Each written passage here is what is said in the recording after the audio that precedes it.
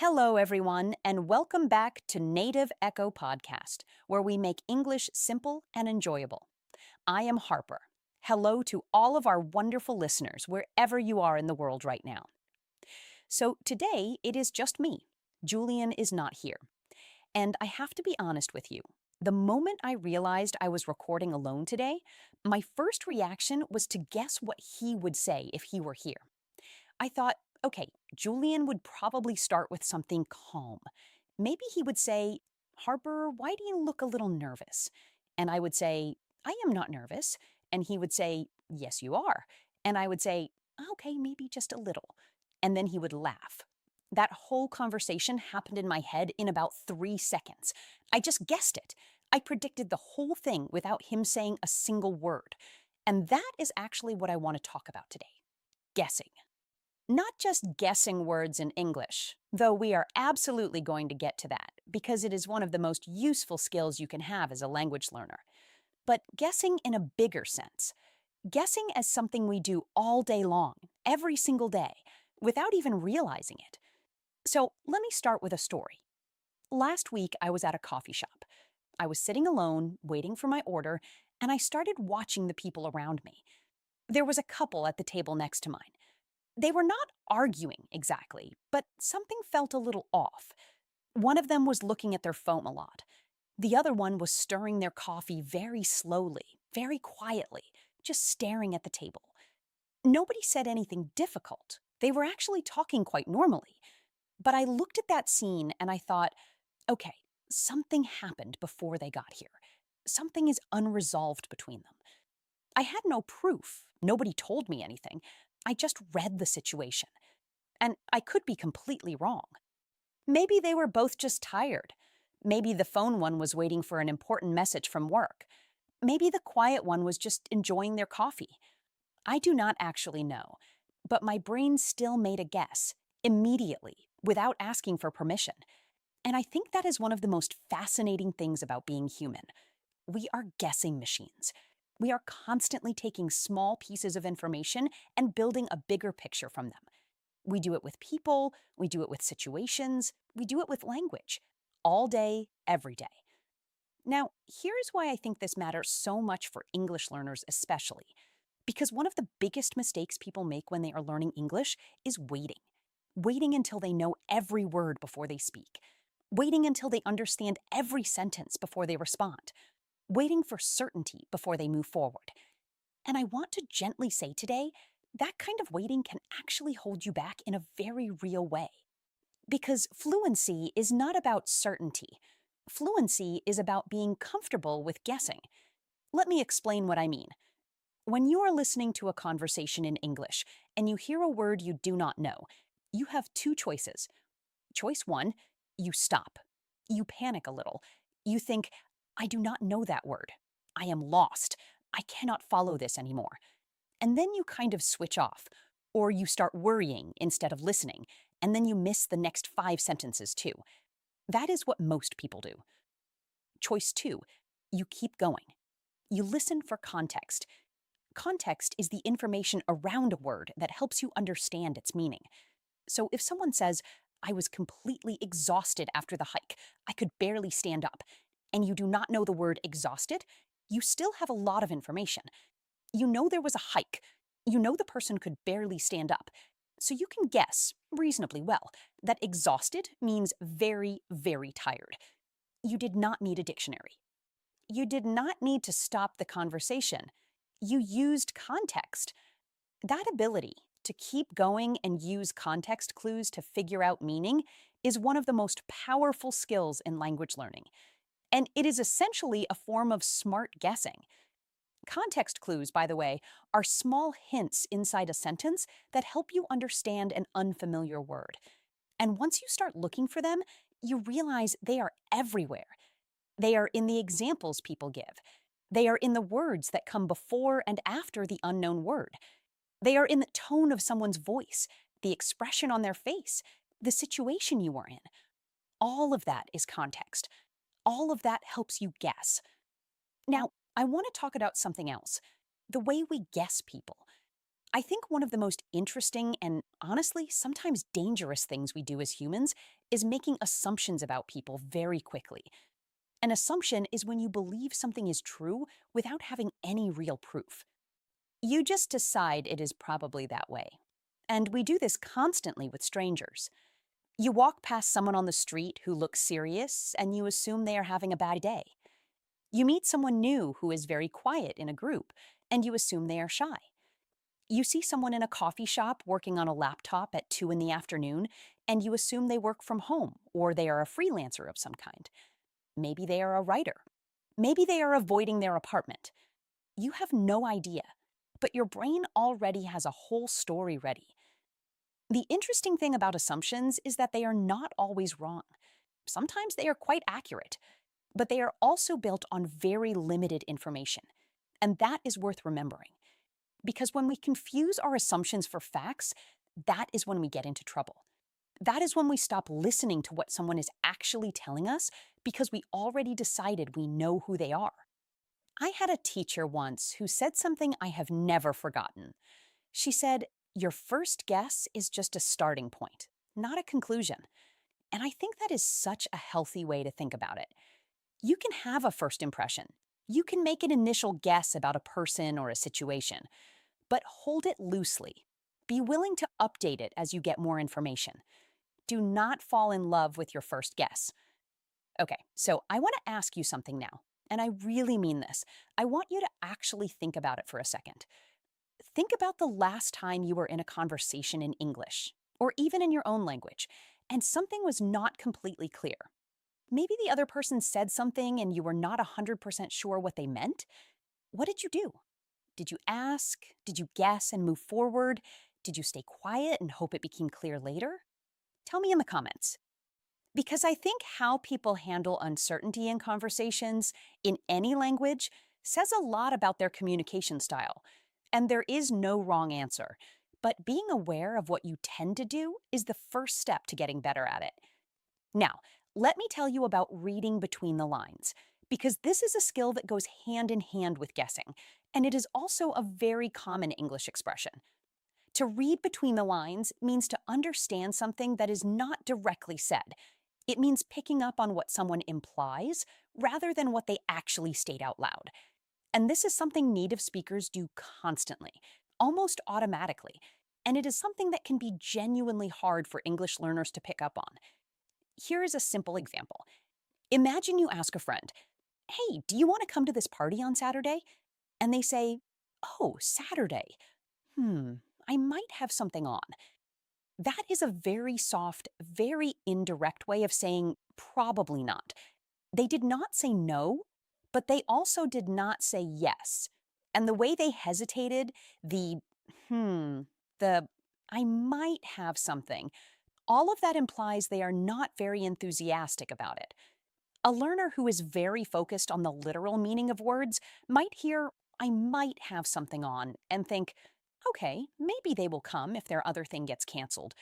But someone who is reading between the lines understands, okay, they are probably not coming, and they do not want to say it directly to avoid being rude.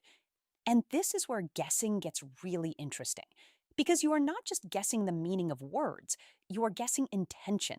You are guessing how someone feels. You are guessing what is left unsaid.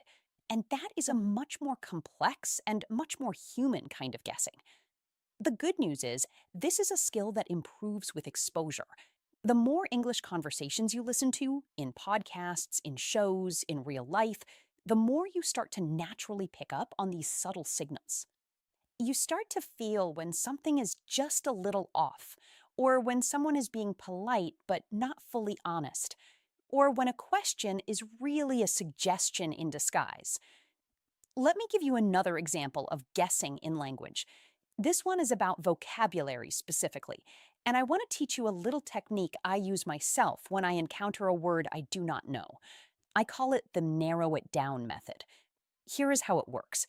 When you hear or read an unfamiliar word, first you ask yourself, is this word positive or negative? Often just the tone of the sentence will tell you. Then you ask, is this about a feeling, an action, a thing, or a description? Just that second question narrows it down a lot. Then you look at the words around it. What examples are given? What comparison is being made? And by the time you have done those three steps, even if you do not know the exact meaning, you have a pretty solid guess. And a pretty solid guess is usually enough to keep going. Narrow it down, by the way, means to reduce the possibilities, to go from many options to just a few. Like if you are trying to guess what someone bought at the market and they say it is round, it is orange, and it is sweet, you have narrowed it down a lot. You have probably guessed an orange. See, that is exactly what you can do with vocabulary. And I want to say something here that I really believe. Making a wrong guess is not a failure. Making a wrong guess is part of the process. Think about children learning their first language. They guess constantly. They say things that are completely wrong, and they say them with full confidence. A small child might say, I goed to the park, because they guessed that past tense means adding ed. That is a logical guess. It is wrong, but it is a smart wrong guess. And from that wrong guess, they eventually learn the correct form. Adults are often so afraid of being wrong that they stop guessing altogether, and then they stop progressing. So if you take one thing from today, let it be this: guess more, guess confidently. And when you guess wrong, just update your understanding and keep going. Okay, I also want to talk about something a little different: guessing games. Because I think they are genuinely one of the best tools for practicing English, and most people do not think of them that way. Think about 20 questions, the classic game where one person thinks of something and the other person has to figure out what it is by asking yes or no questions. You are allowed 20 questions. And to play this game well, you have to think about categories, about narrowing things down, about using information strategically. Is it a person? Is it a living thing? Is it smaller than a car? Each question eliminates possibilities and brings you closer to the answer. Playing games like this in English, even just in your head, is fantastic practice because you are not just using vocabulary, you are using logic. You are using sentence structure, you are using question forms, and you are doing it in a way that feels like play, not like study. Or think about a game where someone describes a word without saying the word itself. Like, this is what you do when you are very tired after doing a lot of physical activity, and you have to guess the word: exhausted. Or, this is how you feel in a new place where you do not know the rules, and you guess uncertain, or uncomfortable, or out of place. These kinds of games build your instinct for language. And instinct, remember, means that natural feeling that tells you something without you having to think too hard about it.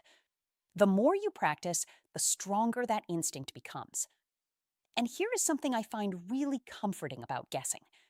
When you are learning a language, there is a stage that almost every learner goes through where you understand more than you can produce. You can follow a conversation reasonably well, but when it is your turn to speak, it feels so much harder. And that gap between understanding and producing can feel very frustrating. But guessing actually helps bridge that gap. Because when you guess a word you are not sure of and you say it out loud and it works, something very good happens in your brain. You get a little reward signal. It worked. That word worked. And your brain files that away. That is how vocabulary actually sticks. Not from writing it in a notebook 20 times, but from using it in a real moment, even if you were not completely sure about it. So the next time you are in a conversation and you want to say a word but you are not 100% certain, try it. Take the risk. Say, I am not sure if this is exactly the right word, but I think I mean something like resilient, like the ability to recover from difficulties. And 9 times out of 10, the other person will understand. And often they will confirm or gently correct. And that tiny interaction teaches you more than 10 minutes of studying would. Now, one last thing I want to talk about, because I think it is important and it is something people do not discuss enough when they talk about guessing. And that is the difference between guessing and jumping to conclusions. To jump to a conclusion means to decide something is true before you have enough information, and it is the less helpful cousin of smart guessing. Here's the difference. Smart guessing says, based on what I know, the most likely answer is this, but I am open to being wrong. Jumping to a conclusion says, I have decided this is true, and I am not really interested in other possibilities. In language learning, jumping to conclusions sounds like, I heard this word once in a funny context, so I assume it is always funny. Or, this grammatical structure felt wrong once, so I think it is always wrong. Or, this person did not understand me, so I must be bad at English. That last one is a really common and really unfair conclusion to jump to. One misunderstanding tells you almost nothing about your overall level. Smart guessing, on the other hand, says, that person did not understand me. Let me think about why. Was it the word I chose? Was it my pronunciation? Was it the way I structured the sentence? Let me try again differently. See the difference? One shuts the door. The other opens it wider. I think the goal is to become someone who guesses thoughtfully, who takes small clues seriously, who stays curious about people and about language, who does not panic when something is unclear, but instead leans in a little and thinks, okay, what do I know? What can I figure out from that? That kind of open, curious, confident guessing is honestly a superpower in language learning and in life. So let me do a quick word tour before we finish today.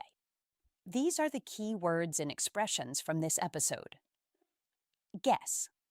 To think something is probably true without being completely certain. I guessed the answer, and I was right. Context. The information around a word or situation that helps you understand its meaning. Use the context of the sentence to figure out the new word. Context clues. Small hints inside a sentence that help you understand an unfamiliar word. Look for context clues before reaching for a dictionary. Assumption. Something you believe is true without having proof. I made an assumption about him that turned out to be wrong. Read between the lines. To understand what someone means without them saying it directly. She did not say she was upset, but I could read between the lines. Narrow it down. To reduce the number of possibilities. Ask yes or no questions to narrow it down. Imply. To suggest something without saying it directly. He implied he was unhappy without ever using those words. Figure out. To understand something after thinking about it. I finally figured out what she meant. Instinct. A natural feeling that guides you without needing to think too hard. After months of practice, my language instinct got much stronger. Jump to conclusions. To decide something is true too quickly, without enough information. Do not jump to conclusions just because one thing went wrong. And one small challenge for you this week. The next time you read or listen to something in English and you come across a word you do not know, do not stop. Do not look it up immediately. Try to guess it from the context first. Use the narrow it down method. Positive or negative? Action or description? What does the sentence around it suggest? Make your guess. Then check if you were right. And notice how often your guess is actually pretty close.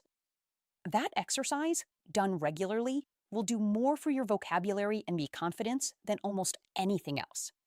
Thank you so much for spending this time with me today.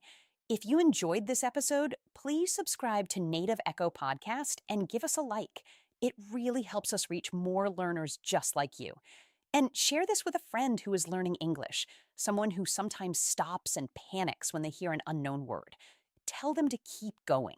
Tell them to guess. Join our WhatsApp channel, too, for more daily English content. The link is in the description. We would love to have you there. I will see you in the next episode. Keep listening, keep guessing, and keep growing. Take care, everyone. Goodbye.